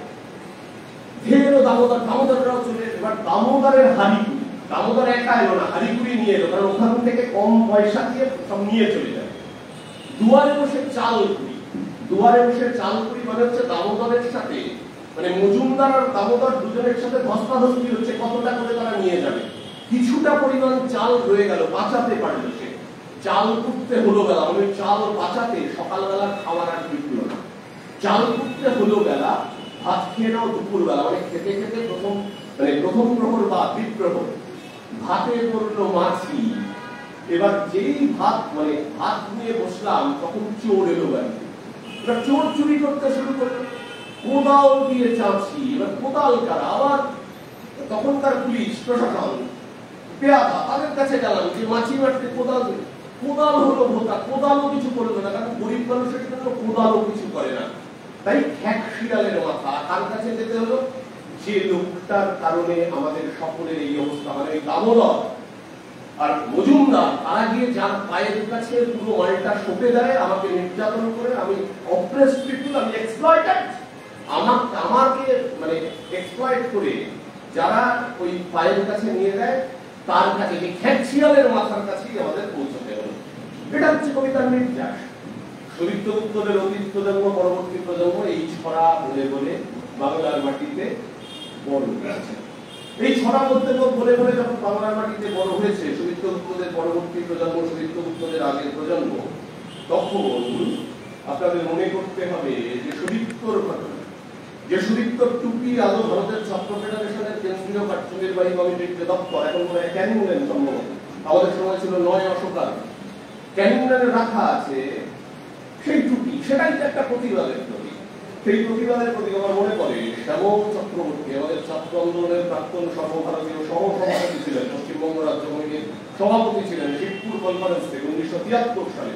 শ্যামল চক্রবর্তী রাজ্য কমিটির সভাপতি আর সুভাষদা সেক্রেটারি হিসেবে পুনর্নির্বাচিত হয়েছিলেন।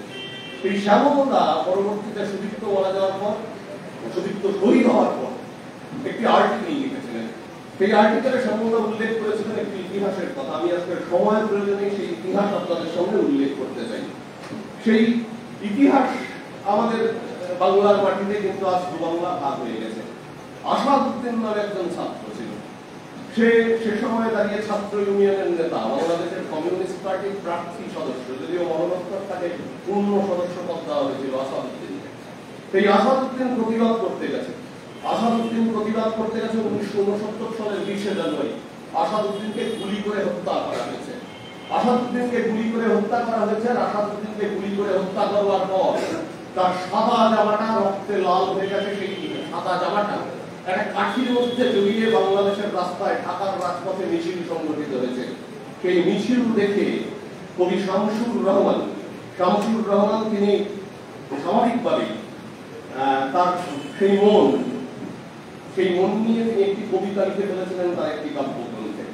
তিনি লিখেছিলেন যে বন্দার ভাই রমলান শার্টে দিয়েছে লাগিয়ে নক্ষত্রের মতো বোতাম কখনো হৃদয়ের সোনালী তন্তুর সূক্ষ্মতায়, বর্ষীয়সী জননী সে শার্ট দিয়েছেন মেরে উঠোনের রৌদ্রে দিয়েছেন কতদিন স্নেহের বিন্যাসে, ডালিম গাছের মৃদু ছায়া রোদ্দুর সহিত মায়ের উঠোন ছেড়ে সে শার্ট এখন শহরের প্রধান সড়কে, কারখানার চিমনি চূড়ায় গমগমের আনাচে কানাচে উঠছে অবিরাম আমাদের হৃদয়ের রৌদ্র ঝলসিত প্রতিধ্বনিময় মাঠে চৈতন্যের প্রতিটি মোর্চায়।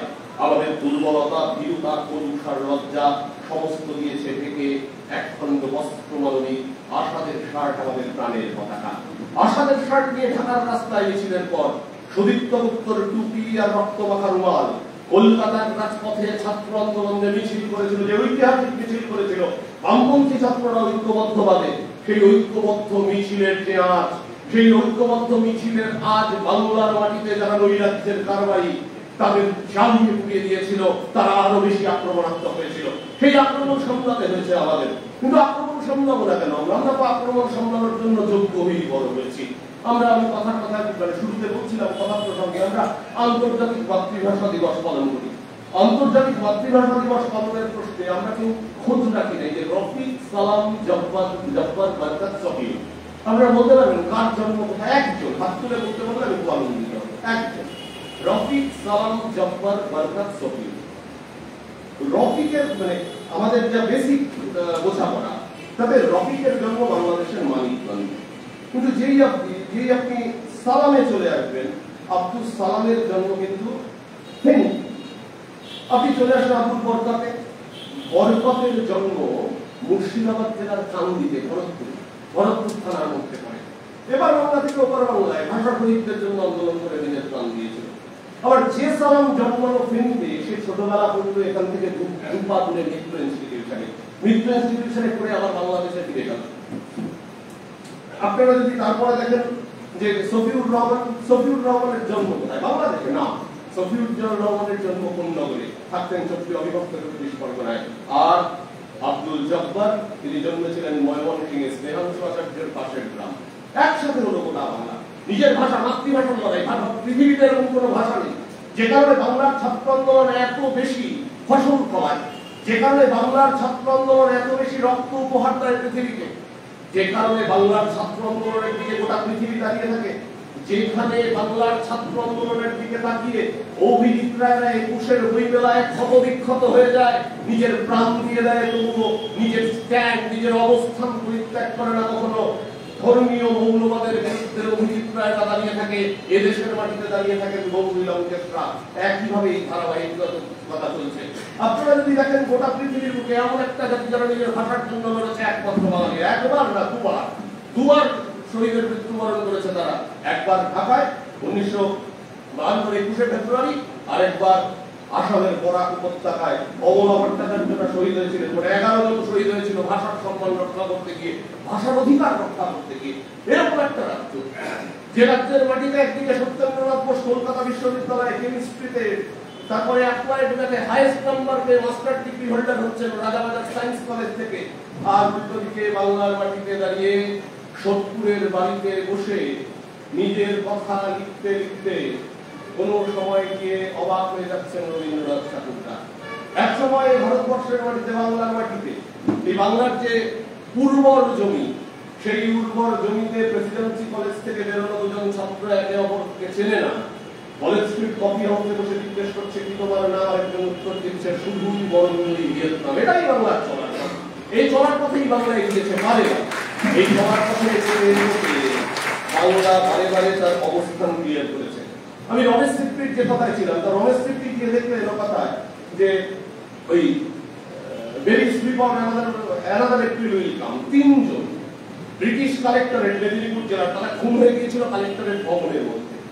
কালেক্টরেট ভবনের মধ্যে খুন করা সবচেয়ে অল্প বয়সী যে ছিলেন বিমলদার গুপ্ত, 2000 সালে মারা গেছেন। আপনারা কোনো মেদিনীপুর কলেজে গেলেন, মেদিনীপুর কলেজের স্কুল, মেদিনীপুর কলেজের দেয়ালে এখনো ব্রিটিশ পুলিশের বুলেটের দাগ আছে। সেই দাগকে ছাড়িয়ে গেলে তার ঠিক পাশের বাড়িটাই বিমলদার গুপ্তর বাড়ি। একটা ছোট্ট দোকান চালাতেন।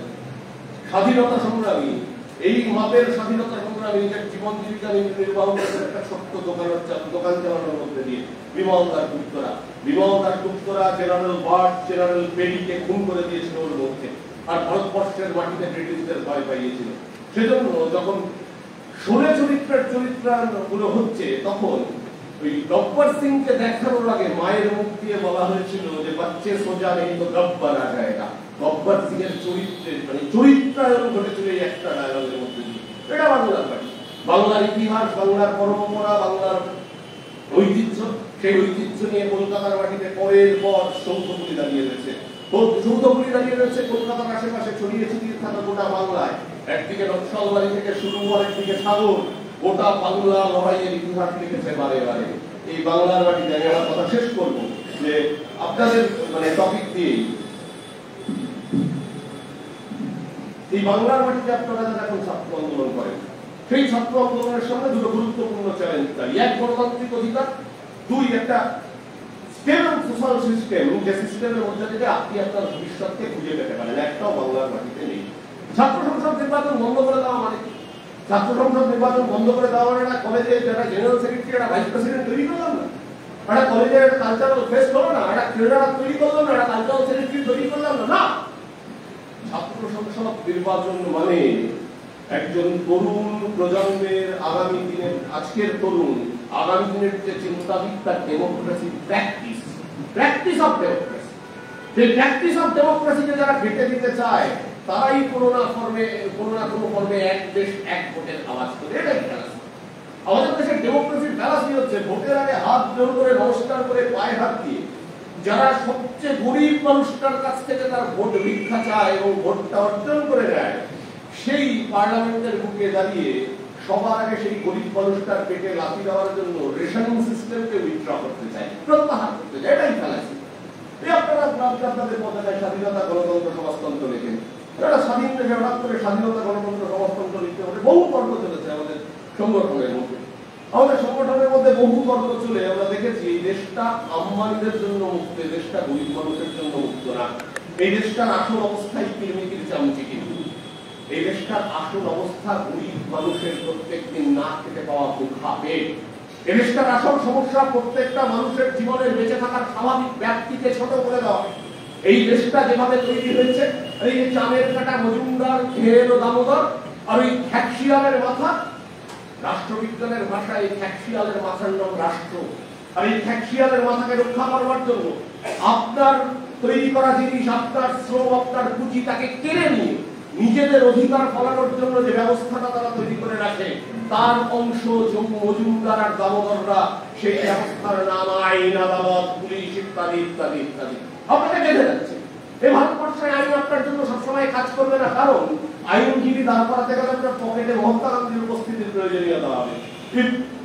মহাত্মা গান্ধী সেখানে না থাকে, তাহলে কোনো আইনজীবী আপনার পক্ষে দাঁড়াবে না। খুব মানবিক বা খুব এক্সট্রাঅর্ডিনারি কেস হলে একটা দুটো অন্য প্রশ্ন, কিন্তু স্বাভাবিকভাবে দাঁড়াবে না। আপনি স্বাধীন দেশের নাগরিক মনে করলেন, স্বাধীন হাওড়া স্টেশন থেকে ট্রেনে উঠলেন, আর যখন মুঘলসরাই গিয়ে নামলেন তখন আপনাকে ঘাট ধরে টিকি নিয়ে গেল। কারণ আপনি স্বাধীন দেশের নাগরিক, কিন্তু সেই স্বাধীনতা নির্ভর করছে আপনার পকেটের পয়সার উপর।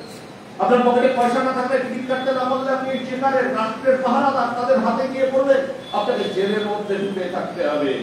আমি যে স্টেশনটার কথা উল্লেখ করলাম, সেই স্টেশনটার নাম মুঘলসরাই। এই মুঘলসরাইয়ের নাম পরিবর্তন হয়েছে এখন, জানেন আপনারা? আচ্ছা, মুঘলসরাইয়ের নাম কেন পরিবর্তন হল? আরএসএস এর এজেন্ডায়, ধর্মীয় মৌলবাদীদের এজেন্ডায় শুধুমাত্র মুঘলসরাইয়ের নাম পরিবর্তন করে গেল। শিরোনাম তো হতে পারত, হাওড়ারও তো হতে পারত, কানপুরের তো হতে পারত, নৈদিল্লির তো হতে পারত। জয়পুরের তো হতে পারতো, মুঘল সরাই কেন? আমি আপনাদের সঙ্গে একটা ইন্টারেস্টিং গল্প, সেটা হচ্ছে গৌতম বুদ্ধ নাম শুনেছেন? কে কে শোনেননি গৌতম বুদ্ধের নাম?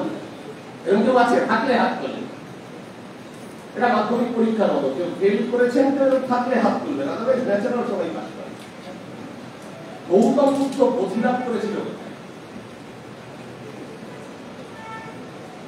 গৌতম বুদ্ধ প্রতিলাভ করেছিল বোধগয়ায়। কিন্তু গৌতম বুদ্ধ ধর্ম প্রচার করেছিল কোথায়? সারনাথ। বোধগয়া থেকে সারনাথের দূরত্ব অনেকটা। গৌতম বুদ্ধ বোধগয়া প্রতিলাভ করবার পর ঘোড়াটিতে চেপে বসলেন, তারপর ঘোড়া ছুটিয়ে সারনাথে এলেন। দুরাত্রি 3 দিন ঘোড়া ছুটল, মানে সে খাওয়া নেই, একদম নিয়ে গেছেন। সারনাথে এসে বসে পড়লেন, ধর্ম প্রচার করতেন। আচ্ছা, গৌতম বুদ্ধ হঠাৎ করে বোধগয়া ধর্ম প্রচার করলেন না কেন? সারনাথে আসতে এলেন কেন? এটা তো এমন না যে বিউটি পার্লারে গিয়েই হবে শাস্তি হবে, তা তো না। তবে এটা বোধগয়া থেকে সারনাথে শিফটটা কেন বলতে পারবেন কেউ এক কথা? আমাদের দেশে তখন প্রধান দুটো জনপদ ছিল, একটা তাম্রলিপ্ত থেকে পাকিস্তান পর্যন্ত, আর দ্বিতীয়টা আজকে দিল্লি লাগোয়া হিমাচল প্রদেশ থেকে একদম কন্যাকুমারী। এই দুটো রাস্তা যেখানে ছেদ করত, ইন্টারসেকশন, সেই জায়গা থেকে সবচেয়ে কাছের জায়গা সারনাথ।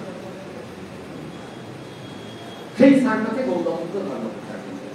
মজা হচ্ছে আজকের যারা ধর্মীয় প্রচারক, তারা ভাববাদের কথা বলতে পারে, তারা আমাকে আপনাকে ধর্মের নামে বিচ্ছিন্ন করতে পারে, কিন্তু তারাও চূড়ান্ত বিজ্ঞান মেনে চলে। এমন একটা স্টেশন মুঘল সরাই, ভারতবর্ষের উত্তর থেকে দক্ষিণ, পূর্ব থেকে পশ্চিম, যে ট্রেনে যাত্রা কেন মুঘল সরাই ছুঁয়ে ছাড়া যেতে পারে না, লাইনটা যেমন ভাবে পাতা। তাই মুঘল সরাই হচ্ছে ভারতবর্ষের রেল মানচিত্রের ভরকেন্দ্র। তাই গোটাকে যদি বদলে দেওয়া যায়, গোটা ভারতবর্ষে তার প্রভাব ফেলতে হবে। আমরা বলছি, আমি ব্যক্তিগতভাবে, আমি তো কোনো সংগঠনের কথা বলতে পারবো না, আমি ব্যক্তিগতভাবে বলছি, আজকের দিনে যে চ্যালেঞ্জ আপনাদের সামনে এসে দাঁড়িয়েছে, সেখানে ওদের তৈরি করা বিজ্ঞান, আপনাদের তৈরি করা বিজ্ঞান একে অপরের সাথে যুক্ত। একে অপরের সাথে যুঝতে যুঝতে কলকাতা শহরকে মাঠ বানিয়ে, গোটা বাংলাকে গ্যালারি বানিয়ে, আপনারা যদি লড়াইয়ে অ্যাক্সিলারেশন, ত্বরান্বিত করতে পারেন, অ্যাক্সিলারেট করতে পারেন এই লড়াইকে, আমি বিশ্বাস করি গোটা বাংলার ছাত্র সমাজ একটা শিক্ষাবর্ষের সদস্যপদ বাড়াটাই সকলের শেষ কথা নয়।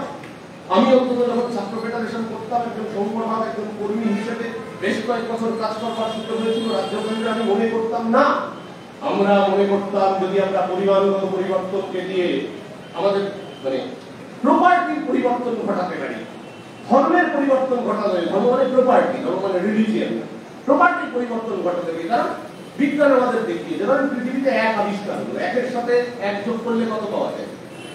2, 2 এর সাথে এক যোগ করলে 3 এর সাথে, 4 এর সাথে, এবং করতে করতে 8 এর সাথে, 9 এর সাথে, যেই 10 হলো, এতক্ষণ ধরে পরিমাণগত পরিবর্তন হচ্ছে। একের সাথে যোগ করছিলেন, আরেকটা সংখ্যা বাড়লো, আরেকটা বাড়লো, কিন্তু যেই 9 এর সাথে এক যোগ করলেন, একটা বিষয়বস্তুগত পরিবর্তন এলো, 2 অঙ্কের সংখ্যা জন্ম দিল। এই বিষয়বস্তুগত পরিবর্তন করবার জন্য অবিরাম পরিমাণগত পরিবর্তন আপনাদের করে যেতে হবে, এটাই ঠিক। আর যখন কোনো রাজনৈতিক শক্তি ক্ষমতায় যখন ক্ষমতায় থাকে, এটা ধারাবাহিক। আমি বললাম না, সুদীপ্ত ওই 2রা এপ্রিল থেকে 17ই এপ্রিল একটা পরিমাণগত পরিবর্তন। ভবিষ্যতে আপনাদের হাত ধরে যদি কোনোদিনও সুদিন কাছে আসো, ভালোবাসি একসাথে, এই সবটুকুই যদি সেই ঘটনা ঘটে, তাহলে বিষয়গত পরিবর্তনের পেছনে সুদীপ্ত গুপ্তরা একটা গুরুত্বপূর্ণ পরিমাণগত পরিবর্তন হিসেবে কাজ করেছে, এই কথা আপনাদের বিশ্বাস করতে হবে। এটাই পৃথিবীর আপনার মনে করতে হচ্ছে এখন, আগে এসএফআই এর একটা, এখানে আমি একটা সুরেন্দ্রনাথ কলেজের অডিটোরিয়ামে একটা ছাত্র সংগ্রামের প্রোগ্রাম করেছি, সম্ভবত 2004 সালে। 2004 এখানে বর্ণনা বাটামরা যারা বলতে পারবে, তখন দেবাশিস সুরেন্দ্রনাথের লেখা, সম্ভবত 2003 সালে সে বাস রাখার জায়গা নেই, সূত্র স্ট্রিট ভরে যায়, বাস রাখতে পারছে না, মমতা রোডে গাড়ি চলাচল বন্ধ, বাস আছে। আজকে আপনারা এসছেন চুপচাপ চলে এসছে, তখন বাসে আসা যারা বক্তৃতা করতে আসতেন তারা অনেক সাজিয়ে গুছিয়ে আসার সুযোগ পেতেন, মানে আমার মতো বলছি না, আপনাদের এখানে যারা বক্তৃতা করছেন সাজিয়ে গুছিয়ে আসতেন, কিন্তু সময়টা বদলে গেল। সময়টা বদলে গিয়ে কি হলো, আপনার হাতে যখন ক্ষমতা নেই, আপনার হাতে যখন সরকার পরিচালনার ক্ষমতা থাকছে না, তখন আপনার দিকে কেউ ভুলেও তাকাচ্ছে না। যে পেয়াদা যে মন্ত্রীকে দেখে প্রত্যেকদিন স্যালুট করতো, সেই মন্ত্রীকে তোলবার জন্য সেই পেয়াদা ঘাট ধাক্কা দিয়ে নিয়ে চলে যাচ্ছে, এটাই চূড়ান্ত বাস্তবতা। সুতরাং এই লড়াইয়ে পুলিশ প্রশাসন সরকার আছে, থাকবে, নাও থাকতে পারে, কেউ মাথার দিকে দিয়ে আসেনি পুলিশ প্রশাসন সরকার থাকতে হবে, কিন্তু নিজেদের অধিকার ছিনিয়ে নাও। গরিব মানুষের বেঁচে থাকবার অধিকার, গরিব মানুষের খেটে খাওয়ার অধিকার, সেই অধিকারের উপর যখন হাত করবে, যখন ছাত্রদের গণতান্ত্রিক অধিকারের উপর হাত করবে, শিক্ষার অধিকারের উপর হাত করবে। আমি শিক্ষার অধিকার নিয়ে আপনাদের এখানে বাড়তি কিছু বলতে চাইছি না, কারণ এখানে যারা আছেন শিক্ষার অধিকার কিভাবে আক্রান্ত আমার থেকে সবাই ভালো জানেন। কিন্তু শিক্ষার অধিকার যখন আক্রান্ত হবে, তখন রাস্তার মাঝখানে এসে আপনাকে দাঁড়াতে হবে, রাস্তার মাঝখানে এসে সেই লড়াইটা জিততে হবে। সেই লড়াইটা জেতবার জন্য যা যা ব্যবস্থা করার তাই করতে হবে। কারণ আপনার মুখের উপর যখন সূর্যের আলো পড়ছে, তখন আপনাকে যারা স্যালুট করছে, আপনি যখন অন্ধকারে তারা আপনার ঘাট ধরে প্রিজন ভ্যানে তুলছে, এটাই কঠোর বাস্তবতা, এটাই চূড়ান্ত বাস্তবতা। আর সংগঠনে কি হলো, একদল মানুষ থাকে যারা সুবিধাবাদী, যে যখন যার হাতে ক্ষমতা থাকে তার সাথে। তাই ধরে নিন সংগঠনটা যদি একটা ওই পাত্রে চৌবাচ্চা হয়, চৌবাচ্চা সেই ছোটবেলা আমরা করেছিলাম, একটা নল দিয়ে জল ঢোকে আর একটা নল দিয়ে জল বেরোয়। বিষয়টা হচ্ছে ছাত্র আন্দোলনের বয়সের কারণে সেই চৌবাচ্চার নল দিয়ে জল অবিরাম বেরিয়ে চলেছে, কারণ গ্র্যাজুয়েশন কমপ্লিট হয়ে যাচ্ছে, তাকে চাকরি করতে হবে, ছাত্র আন্দোলন ছেড়ে দিচ্ছে। কিন্তু আপনার হাতে যখন ক্ষমতা নেই, তখন গতিটা কমে যায়, স্বাভাবিক নিয়মে গতি করে। মানে একটা চৌবাচ্চায় যতটা জল প্রত্যেক মিনিটে ঢুকছে, তার থেকে কম জল যদি বেরোয়, একটা সময় চৌবাচ্চাটা ওভারফ্লো করে। আমি সরল পাটিগণিত বলছি, একটা চৌবাচ্চায় যতটা জল ঢুকছে ততটা মানে প্রায় তার খানিক কম বেরোচ্ছে, এরকম যদি অবস্থা থাকে, একটা সময় গিয়ে সরল জায়গায় চলে যায়, যে যতটা ঢুকছে ততটা বেরোচ্ছে, একটা জায়গায় স্টেবল, পরিপূর্ণ। কিন্তু মজাটা হলো, আপনারা যখন সংগঠন করছেন তখন বেরোচ্ছে বেশি, ঢুকছে কম, ফাঁকা হওয়ার সম্ভাবনা আছে, কিন্তু আপনারা ফাঁকা হতে দিচ্ছেন না। ফাঁকা হওয়ার সুযোগ আসছে, আপনারা ঢুকে দিচ্ছেন। আপনারা কোনো নেতা না, কোনো ভাষণে হয় না, প্রত্যেকদিন বলা কথার মধ্যে দিয়ে আপনার সহপাঠীর সাথে বলার কথা, আপনার পরিবারের লোকের সাথে কথা বলা, আপনার প্রতিবেশীদের সাথে কথা বলা, প্রত্যেক দিন যে পরিমাণগত পরিবর্তনগুলো হচ্ছে, এই পরিমাণগত পরিবর্তনগুলো একটা বিষয়গত পরিবর্তনের দিকে লিড করছে এন্টায়ার সোসাইটিটাকে। এই কথা আপনাদের বিশ্বাস করতে হবে। এই কথা বিশ্বাস করলে অনেক কিছুটা কঠিন মনে হয়, সেগুলো সহজ হতে শুরু করবে। এখন আপনাদের মনে হচ্ছে যে এখন হলো খরার সময়, মেঘ বৃষ্টি নেই, কিন্তু জানিস কখনো বৃষ্টি এলে আবার গাছে ফুল ফুটবেই, বৃষ্টি হবে, অনেক হবে রক্তক্ষরণ, রক্তের রক্তাক্ত ইতিহাস। রক্তক্ষরণ হয়েছে, কিন্তু আমরা মাথা তুলে দাঁড়িয়েছি। রক্তক্ষরণ হয়েছে, আমরা এক ফোঁটা সরে যাইনি, আমাদের শীতল আরো রিজু হয়েছে। রক্তক্ষরণ হয়েছে, আমরা চোখে চোখ তুলে তাকাতে শিখেছি। রক্তক্ষরণ হয়েছে, আমরা অনেক বিভেদ ভেদাভেদ ভুলে এক হয়েছি, রাস্তায় এসে দাঁড়িয়েছি। রক্তক্ষরণ অনেক হয়েছে, কলেজ স্ট্রিট কেটেছে আমাদের লড়াইয়ে, আমাদের উত্তেজনায়, আমাদের স্লোগানে অনেক রক্তক্ষরণ হয়েছে। কিন্তু মজাটা হচ্ছে, আপনি এখন যেদিকে নৌকো চালাচ্ছেন, নৌকোটা স্রোতের বিরুদ্ধে, সেটা মাথায় রাখতে হবে আপনাকে। আপনি নৌকো চালাচ্ছেন, আপনি নৌকার মাঝি, আপনি দাঁড় বাইছেন, কিন্তু দাঁড়টা চলছে, মানে নৌকোটা এগোচ্ছে স্রোতের বিরুদ্ধে। স্রোতের বিরুদ্ধে এগোলে পাটিগণিতের সূত্র কি হয়? স্রোতের বিরুদ্ধে এগোনোর পাটিগণিতের সূত্র হচ্ছে নৌকোর যে অরিজিনাল ভেলোসিটি, সেই অরিজিনাল ভেলোসিটিটা হচ্ছে নৌকোর বেসিক ভেলোসিটি মাইনাস স্রোতের ভেলোসিটি। নৌকা যদি 10 কিলোমিটার প্রতি গতিবেগে চলে, আর স্রোত যদি তার উল্টো দিকে 8 কিলোমিটার প্রতি ঘন্টা গতিবেগে আসে, তাহলে নৌকা প্রত্যেক ঘন্টায় এগোয় 2 কিলোমিটার, 10 দিয়ে বাড়ে। যদি নৌকার গতিবেগ আর স্রোতের গতিবেগ সমান হয়, নৌকা এক জায়গায় দাঁড়িয়ে থাকে, এগোয়ও না পেছনেও না। কিন্তু নৌকার গতিবেগ যখন স্রোতের গতিবেগের দিকে হয়, তখন নৌকার গতিবেগ যোগ স্রোতের গতিবেগ, সেটা হয়ে যায় নৌকার গতিবেগ।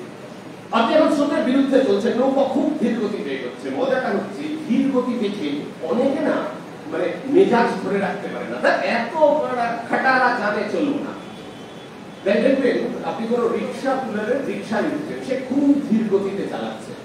আমার মনে পড়ে যায় একটা ঘটনা ঘটেছিল, ওরা জানে, আমরা শুভেন্দুদার মুখ থেকে শুনেছি, শুভেন্দু মাইতি এইচএমভিতে, এখন জানো তো এইচএমভিতে বিশ্বকর্মা পুজো সরস্বতী পুজো দুটোই হতো। এইচএমভিতে বিশ্বকর্মা পুজোর দিন শুভেন্দুদারা গেছে, এবার ওখানে বিশ্বকর্মা পুজো হচ্ছে, খাওয়া দাওয়া হয়েছে, এবার শুভেন্দুদা এইচএমভি থেকে এয়ারপোর্ট 1 নম্বর গেটের দিকে আসবে, একটা রিক্সায় উঠে বলে কি নড়াচড়া হচ্ছে, শেষ করে দিচ্ছে, এক্ষুনি শেষ। মানে বুঝতে পারছি আপনাদের বলছি, আপনাদের জন্য যতক্ষণ শুনতে পারবে ততক্ষণ, নইলে এইচএমভি থেকে উঠেছেন। এবার শুভেন্দুদা দেখছে যে একটা বাচ্চা ছেলে রিক্সা চালাচ্ছে, কিন্তু তার চোখটা আসে ঘুরি দেখছে, ঘুরি একটা কেটেছে, সে রিক্সার হ্যান্ডেল ছেড়ে দু হাতে হো করে ভোকাটটা বলে চিৎকার করে। শুভেন্দুদা বলছে আমি যন্ত্রণা এসেছিলাম, রাত্রে সুমনের কাছে গিয়ে বললাম একটা ঘটনাটা বললাম, সুমন বললো 5 মিনিট আপনি বসেন, আমি আসছি। সেখান থেকে গানটা জন্ম নিয়েছিল, পেটকাটি চাঁদিয়াল মোমবাতি বক্তা, আকাশে ঘুরির চাঁদ, মাটিতে অবস্থা। এভাবে ইতিহাস তৈরি বাংলার মাটিতে সাহিত্যের ইতিহাসটা এভাবেই প্রগতিশীল। শামসুর রহমানের জীবনের শেষ ইন্টারভিউটা শুনবেন, বলেছিল আমি কি দিতে পেরেছি জানি না, কিন্তু যে আমি নিয়ে যাচ্ছি সে কথা আমি বর্ণনা করতে পারবো না। এই কয়েকদিন আগে হেলাল হাফিজ মারা গেল। হেলাল হাফিজ একটা এসেছিল যে আমাকে কমিউনিস্ট পার্টির সদস্য করবেন। কমিউনিস্ট পার্টির নেতারা পক্ষপাত বিদায় করে বলেছিল পার্টি তোমার জন্য নয়, রাজনীতি তোমার জন্য নয়, তুমি রাজনীতিতে অংশগ্রহণ করবে কিন্তু রাজনৈতিক সক্রিয়তা দিয়ে নয়, তুমি তোমার ছবির সত্তা দিয়ে। এই কারণে হেলাল হাফিজ জীবনে কোনোদিনও রাজনৈতিক মিটিং মিছিলে আসেনি, আর প্রেমে ব্যর্থ হয়েছিল জন্য জীবনে কোনো মহিলাকে নাম ধরে ডাকেনি, কারোর সাথে আপা যোগ করেছে, কারোর সাথে আপু যোগ করেছে, ইত্যাদি ইত্যাদি। এটা বাংলার সাধারণ মাটির বর্ণনা, যে বাংলার মাটিতে নিজের সন্তানকে দিয়ে সে একজন বৃক্ষ দিতে পারে, আর চোখতারাতে সবাই গেছে বলে বসন্তেরই মাতাল সম্মিলনে, আর চোখের সামনে ভাসছে নিজের ছোট্ট ছেলে রবীন্দ্রনাথের মুখ। রবীন্দ্রনাথ ঠাকুরকে এই বাংলার মাটিতে শিক্ষা দিয়েছে। এই বাংলার মাটিতে মুসলমানের ঘরে জন্মে পাতার পর পাতা শ্যামা সঙ্গীত লিখে গেছেন, তার নামে পরে কাল, কাবে মহাকাল, কাবে মহাকাল, তার কেন কালো রূপ হলো। নজরুল ইসলাম রায় বাংলার মাটির সম্পদ। এই বাংলার মাটিতে জীবনানন্দরা নতুন ভাবে পথ দেখিয়েছেন, তারপরে বাংলা এগিয়ে চলেছে শত বাধা বিঘ্ন উপেক্ষা করে নিজেদের গণতান্ত্রিক অধিকার রক্ষায়, মানুষের অধিকার রক্ষার লড়াই আর সংস্কৃতিকে উজ্জীবিত করবার যে লড়াই। এই রাজনীতিতে, আজকের রাজনীতিতে আপনারাই একমাত্র রাজনৈতিক শক্তি, এ কথা ভেবে আপনার গর্ব হওয়া উচিত। গোটা পৃথিবী যখন ক্ষমতার পেছনে ছুটছে, তখন আপনারা ছুটছেন পরিবেশকে বাঁচানোর জন্য বিশ্ব উষ্ণায়নের বিরুদ্ধে। আপনারা যখন বিশ্ব উষ্ণায়নের বিরুদ্ধে বিশ্বের উষ্ণায়নের বিরুদ্ধে প্রতিবাদ করছেন, তখন দেশের সরকার কার্মাইকেল কয়লা খনি থেকে অস্ট্রেলিয়া, আম্বানিদের প্রপার্টি, প্রত্যেক তাপবিদ্যুৎ কেন্দ্রের 10% কয়লা সেখান থেকে কিনতে হবে একদম নোটিশ করে ঘোষণা করে দিয়েছে। আর আপনারা বিশ্ব উষ্ণায়নের বিরুদ্ধে গাছ লাগানোর কথা বলছেন। সামগ্রিকভাবে গণতান্ত্রিক অধিকার বলুন আর ধর্মীয় মৌলবাদের বিরুদ্ধে বলুন, ধর্মীয় মৌলবাদ আর গণতান্ত্রিক অধিকারের বিরুদ্ধে লড়াইকে এক সুতোয় গাঁথতে হবে। আপনার শুধু ছাত্র আন্দোলন মানে শুধু কলেজ ক্যাম্পাস নয়, আপনার শুধুমাত্র রাজনৈতিক কথাবার্তা নয়, এই লড়াইকে আপনার শুরু করতে হবে প্রত্যেক পয়লা বৈশাখে। একদিকে মাইকে বাজবে এসো হে বৈশাখ এসো এসো, আর সকালবেলা ছেলে মেয়েদের নিয়ে পাড়ায় বেরিয়ে বৃক্ষরোপণ করে এই বিশ্ব উষ্ণায়নের যে ঘটনা, সেই ঘটনা সম্পর্কে মানুষের সচেতনতা বাড়িয়ে সাধারণ মানুষকে ঐক্যবদ্ধ করে বিশ্ব উষ্ণায়নের জন্য কারা দায়ী তাদের চিহ্নিত করে এই লড়াই শুরু করতে হয়। এ লড়াই শুরু করতে হয় মঙ্গল শোভাযাত্রায়, এ লড়াই শুরু করতে হয় রবি ঠাকুরের গানে, এ লড়াই শুরু করতে হয় তাপস বিশ্বাসবায়ে মুরমুষে দৌড়ায়, বৎসরের আবর্জনা দূর হয়ে যাক এসো এসো, এসো হে বৈশাখ এসো এসো, নতুনকে আলিঙ্গন করবার কথা। এদেশের বাম ছাত্র আন্দোলন যেভাবে দেখিয়েছে, তাদের রাজনৈতিক চরিত্রের মধ্যে দিয়ে গোটা পৃথিবীতে উদাহরণ কখনো নেই।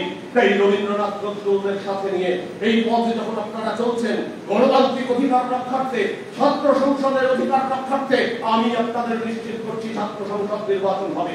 কিন্তু ছাত্র সংসদ নির্বাচন যখন হবে, তখন যেন সৌভিক দাস বক্সিয়ার, দীপ্তজিৎ দাসদের বা এখানে যারা বাম ছাত্র আন্দোলনের নেতা আছেন তাদের এসে বলতে না হয় এবার প্রস্তুতি নাও।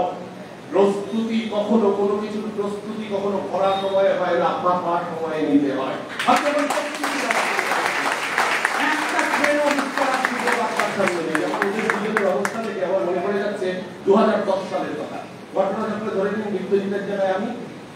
সৌভিকের জেলায় ধ্রুবজ্যোতি চক্রবর্তী, আর আমাদের চেয়ারম্যান ডক্টর অনির্বাণ আজকে নেই। আপনারা অনির্বাণের হয়তো ছাত্র সংগ্রামের পাতায় নাম দেখেছেন। পাবলিক হেলথ সম্পর্কে মানে অসাধারণ ধারণা, এমার্জেন্সি মেডিসিন সম্পর্কে অসাধারণ ধারণা। আপনাদের এই আইটি কলেজে বেলেঘাটা আইটি মানে হাসপাতালে অ্যাসিস্ট্যান্ট সুপার ছিলেন, ছাত্র সংগ্রাম পত্রিকার প্রাক্তন সম্পাদক। আমরা তিনজন সেদিন তিন দিকে অনির্বাণের দায়িত্ব করেছে হাওড়ার জগৎবন্ধু কলেজের ছাত্র সংসদ নির্বাচন, ধ্রুবর দায়িত্ব করেছে সেদিন আশুতোষ কলেজের নমিনেশন ড্রপ, আর আমি সেদিন একদম প্রত্যন্ত বাংলাদেশের ধারে সন্দেশখালীর কালীনগর কলেজে, তিনটে কলেজের, দুটো কলেজের ছাত্র সংসদ নির্বাচনের মনোনয়ন পেশ আর একটা কলেজের ছাত্র সংসদ নির্বাচন। 2013 সন্দেশখালীতে আমরা ওদের 0 করেছিলাম, 13-0।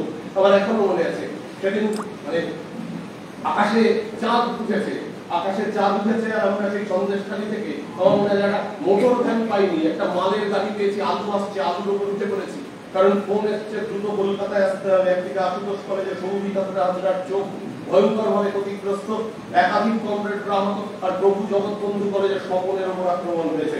আমরা চলে এলাম, তারপরের দিন মহরম ছিল, সেদিন কাজিয়া শুরু হয়ে গেছে। আমার মনে আছে 16ই ডিসেম্বর 2010, অল্প অল্প ঠান্ডা, ইনস্টিটিউট অফ নিউরোসায়েন্সের নিয়ে আসা হলো রাত্রিবেলা। আমাদের ছাত্র আন্দোলনের প্রাক্তন নেতা, রাজ্যের প্রাক্তন সম্পাদক কমরেড গৌতম দেবেন রাত 11টা 10, ততক্ষণে ঘোষণা হয়ে গেছে স্বপন করে আর নেই।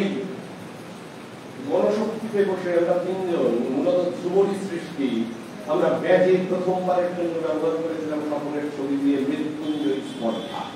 এই স্পর্ধা প্রথমবারের জন্য আমরা সফল করে আর যখন বারে বারে ঘটনার মানে রিপিটেশন হচ্ছে, এক্সাক্ট ফর্মে না হলেও রিপিটেশন হচ্ছে, আমি তখন আপনাদের কাছে একটি কথা বলে শেষ করতে চাই। যে কথায় আপনাদের লড়াই আছে, আপনাদের অধিকার রক্ষার ইস্যু তো অবশ্যই আছে, কিন্তু তার সাথে আবেগ আছে। আমাদের দেশে থেকে বহু দূরে আপনারা জানেন যে 1992 সালে বর্ণবিদ্বেষ বিরোধী আন্দোলনে জেল খাটবার পর নেলসন ম্যান্ডেলা যখন ছাড়া পেয়েছিল, তাকে তার আন্তর্জাতিক প্রথম সম্বর্ধনা হয়েছিল কলকাতায়। উষা উত্তম একটি গান তৈরি করেছিলেন, Kolkata Kolkata, Nelson Mandela Mandela জিন্দাবাদ। সে সময় উষা উত্তমের তৈরি করা কলকাতা কলকাতা ডোন্ট ওয়ারি কলকাতা, এই গান। নেলসন ম্যান্ডেলার বহু আগে একজন বর্ণবিদ্বেষ বিরোধী আন্দোলনের নেতা, তিনি আফ্রিকার জেলে বন্দী। আদালত রায় দিয়েছে তার ফাঁসি। বর্ণবিদ্বেষ বিরোধী আন্দোলনের নেতা জেলে বন্দী, আদালত বলছে ফাঁসি হবে, খবর কলকাতায় তা নাচ করল। যেমন চীনের হ্যাংকাও শহরে বোমা পড়েছে, সুভাষ মুখোপাধ্যায় কলকাতায় মিছিল করেছিলেন, কবিতা লিখেছিলেন।